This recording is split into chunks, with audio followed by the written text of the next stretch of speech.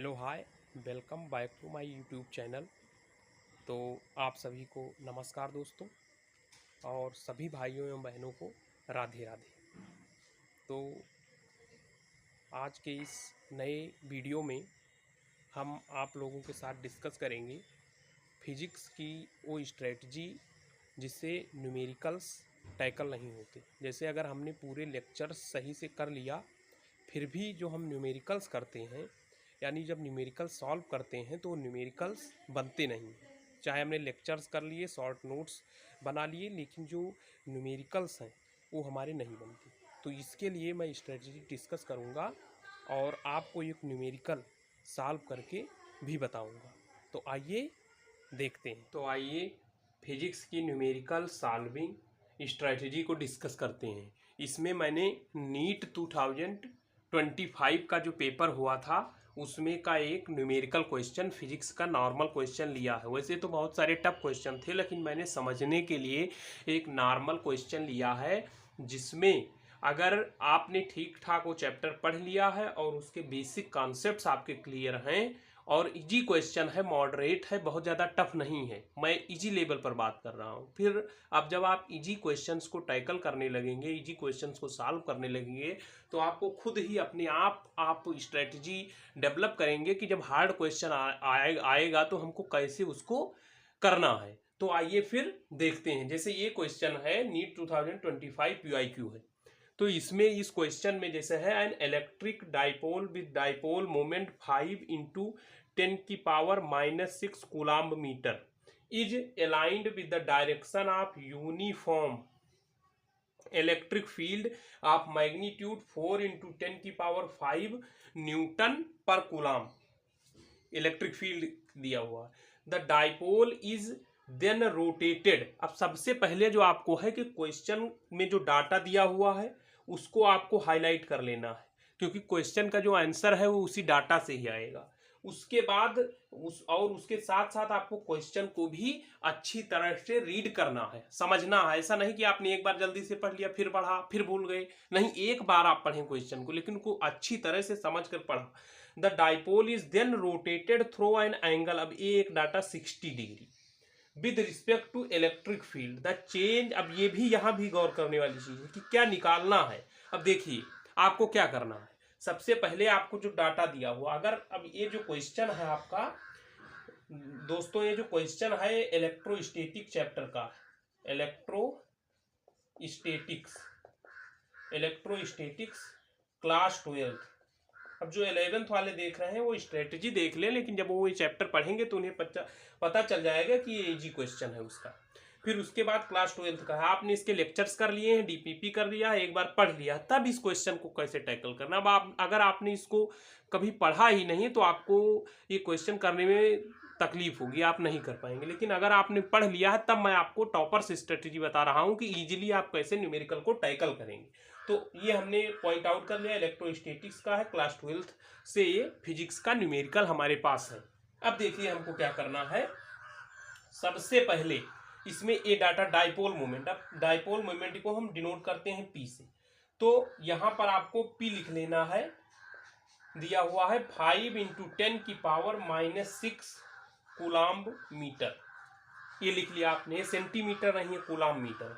फिर electric field आपको दी हुई, इलेक्ट्रिक फील्ड जो आपकी होती है वो होती है 4 इंटू 10⁵ न्यूटन पर कूलम्ब। ये डाटा, और एक आपको थीटा दिया हुआ है वो आपका है 60 डिग्री। थीटा आपको जो दिया हुआ है वो आपका है 60 डिग्री थीटा। इतना डाटा आपको दिया हुआ है और आपको फाइंड क्या करना है, पोटेंशियल एनर्जी फाइंड करनी है। पोटेंशियल एनर्जी आपको फाइंड करनी है। अब इतना डाटा, 1 2 3 डाटा दिया और पोटेंशियल एनर्जी फाइंड करना है। और अगर आपने बेसिक्स पढ़े हैं तो आप क्या करेंगे, इसका सबसे पहले आप एक वो बना लेंगे, जो मतलब बिल्कुल स्टार्ट कर रहे हैं, मैं समझाने के लिए बना रहा हूँ, आप मन में ही वो उसका जो डायग्राम है वो बन जाएगा। जैसे ये कह रहा है कि ये इलेक्ट्रिक फील्ड ऐसे यहाँ पर है, ये इलेक्ट्रिक फील्ड है, और जो ये डाइपोल पहले जो था ये ऐसे था, ऐसे ये आपका डाइपोल रहा होगा। ठीक, अब क्या कह रहा है कि इसको 60 डिग्री से आपका रोटेट कर दिया ये डाइपोल को।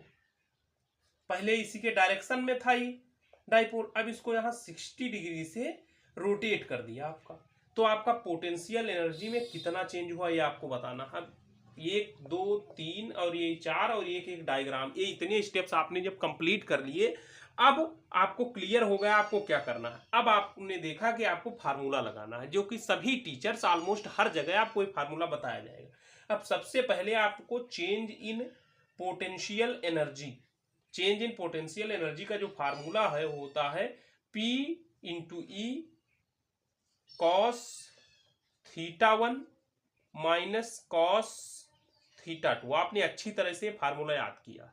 अब इतना आपने, अगर आप बहुत ज़्यादा जब आप क्वेश्चंस करेंगे तो आपको डायग्राम बनाने की जरूरत नहीं है, आप मन में ही जान जाएंगे कि क्या करना है। अब देखिए आपको क्या करना है, आपको यहाँ पर कैलकुलेशन पार्ट में भी आपको ध्यान रखना है। आप देखिए पी की 5 इंटू 10 की पावर -6 कूलाम्ब मीटर, यूनिट भी लिखते रहे जिससे गलती होने के चांसेस कम हो जाए। फिर 4 इंटू 10 की पावर 5, उसके बाद फिर कास θ1 कितना, चूंकि ये इसके साथ था तो यहाँ 0 डिग्री था, तो कास लिख लेंगे आप 0 डिग्री माइनस कास 60 डिग्री आप लिख लेंगे।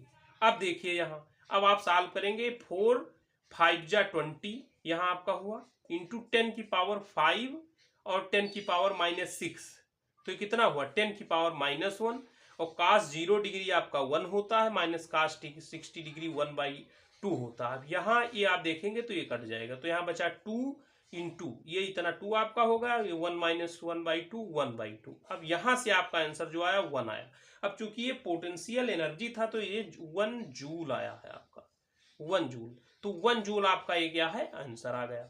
अब आप जब भी क्वेश्चन आप डीपीपी वाला कर रहे हैं या होमवर्क वाला कर रहे हैं फिजिक्स का, तो उसको आप समझकर अच्छी तरह से उसका डायग्राम बनाकर, और उस क्वेश्चन को बहुत जल्दी मत कीजिए कि आपने डायरेक्ट फार्मूला लिखा और कर दिया।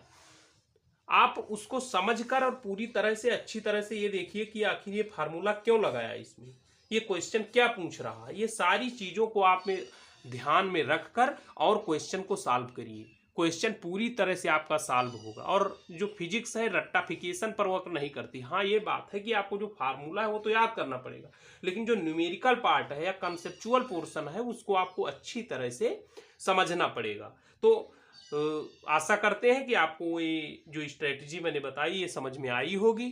तो प्लीज़ आप अगर चैनल पर नए हैं तो चैनल को सब्सक्राइब कर दीजिए, लाइक कर दीजिए, शेयर कर दीजिए, और इसी तरह के नए कई सारे वीडियोज़ आपको मिलते रहेंगे। Thanks for watching. तब तक के लिए बाय बाय।